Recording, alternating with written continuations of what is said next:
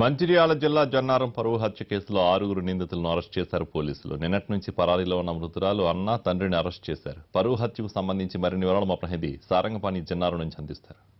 పరువు హత్యకు సంబంధించి పోలీసులు విచారణ వేగవంతం చేశారు. ప్రస్తుతం మనం ఎవరైతే అనురాధ ఉందో అనురాధ ఇంటి సమీపంలో ఉన్న వాళ్ళను పోలీసులు విచారిస్తున్న పరిస్థితి. ఇక్కడ ఎస్ఐ వచ్చి పూర్తి వివరాలు సేకరిస్తున్నారు. ప్రస్తుతం మనం చూసుకోవచ్చు వీళ్ళందరినీ విచారిస్తున్న పరిస్థితి. ఇటువైపు చూసుకుంటే అనురాధ ఇల్లు ఇది, దీనికి సంబంధించి వాళ్ళ తాళం వేసి ఉండడం జరిగింది. వాళ్ళంతా తాళం వేసి ఉండడం జరిగింది. అయితే పూర్తి స్థాయిలో కుటుంబ సభ్యులను ఇప్పటికే అదుపులో తీసుకున్నట్లు తెలిసింది. అయితే దీనికి సంబంధించి విచారణ అయితే కొనసాగుతుంది. ప్రస్తుతం మనం ఎస్ఐ మనకు అందుబాటులో ఉన్నారు. సార్తో మాట్లాడించే ప్రయత్నం చేద్దాం. అసలు ఏం జరిగింది, ఇప్పటివరకు ఏం సేకరించారు అనేది తెలుసుకుందాం. సార్, ఇప్పటివరకు ఎవరు నన్ను అదుపులో తీసుకున్నారా?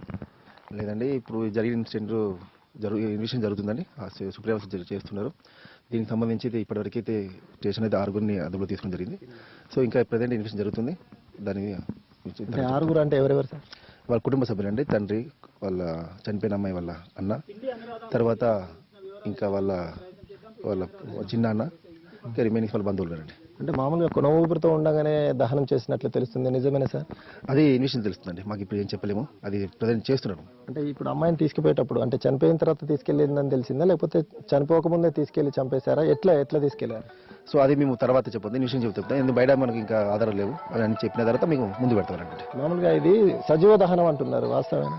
అది మేము చెప్పలేమండి. అది అంతా వాళ్ళు చెప్పొచ్చు అని మేము ఆఫ్టర్ ఇన్వెస్టిగేషన్ తర్వాత మేము చెప్పగలుగుతాం. అంటే ఎంత టైం పట్టదు సార్ దీని ట్రేస్? చేస్తున్నాం, అలవాటు దగ్గర చేసేస్తున్నాం. Thank you.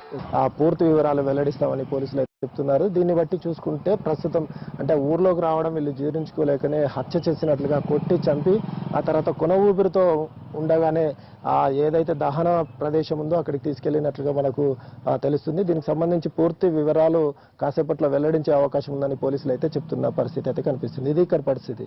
కెమెరామెన్ సత్యంతో సారంగపాణి ఎన్టీవీ, కలమడుగు నుంచి.